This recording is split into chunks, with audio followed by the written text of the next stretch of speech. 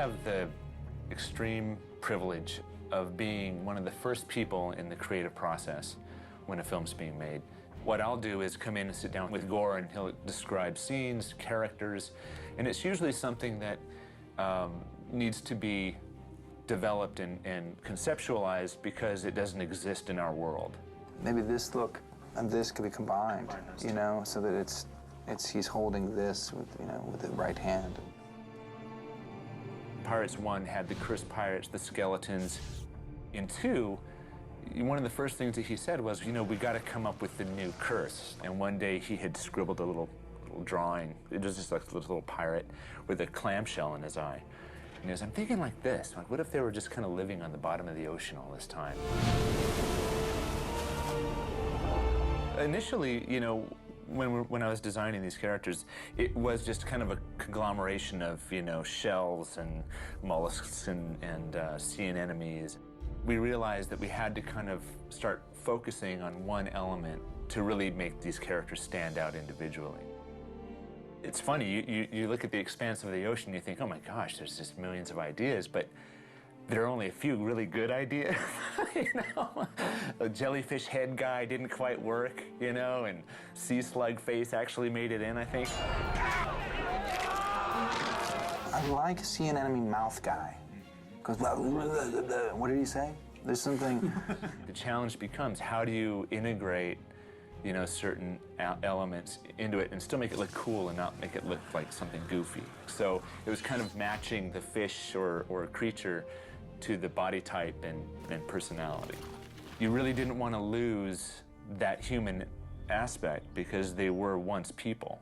And if they become too fish-like, then they just become too creaturey, and you stop believing that they were an actual human being.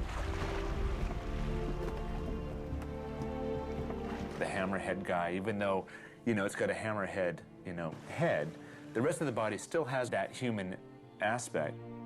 To the captain's cabin! The pufferfish guy, you know, just half of his face is part of that fish, and the rest of his body, you know, was a lot of looking at Howard Pyle kind of paintings, and that keeping the costume integral to what was going on and to the character as well.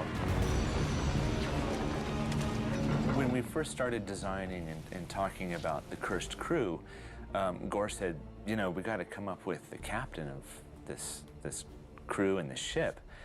And that was a very intimidating, you know, thought, because we knew he had to be bigger and command much more, you know, attention and power than the rest of these guys we were designing. I am the sea. One of the crew guys I'd come up with had some tentacles coming off of his chin. And Gore said, oh, that's kind of cool. It looks kind of like a beard or something. And immediately I thought of Blackbeard and, you know, how intimidating that guy looks with this big, giant beard and, this, you know, just this attitude. And an image popped into my mind. I said, I got it. I know what it is. And I went home, and this was the drawing I'd done. Everything kind of fell into place, you know, giving him kind of a peg leg with a crab leg and, you know, one crab claw that he could kind of grab somebody with. Even the hat is kind of a different hat. It's got like horns, you know, devilish. Everything about him referenced something classic about a pirate captain. Gore looked at the piece and he was just like, oh, he was sucked into it. He just goes, man, that's the captain of this ship. Full bore and into the abyss! You could see him at the bow of the ship, you know, and the wind blowing his coat, and it became more than just a study. It became really who this character was. I cannot be summoned like some mongrel pup. I feel real blessed to be able to have a job and do what it is that I love to do. To me, it's a privilege anytime an artist can make a living at doing their art.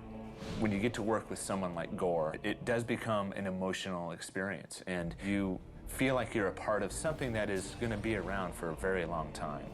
So there's planks, you know, I don't know, play with it a little bit. Even though it's just a movie, you know, it means everything to me. And the pride I feel when I see an actual drawing, you know, projected on screen, the way I drew it initially is just, it's the biggest form of compliment you could possibly ever get.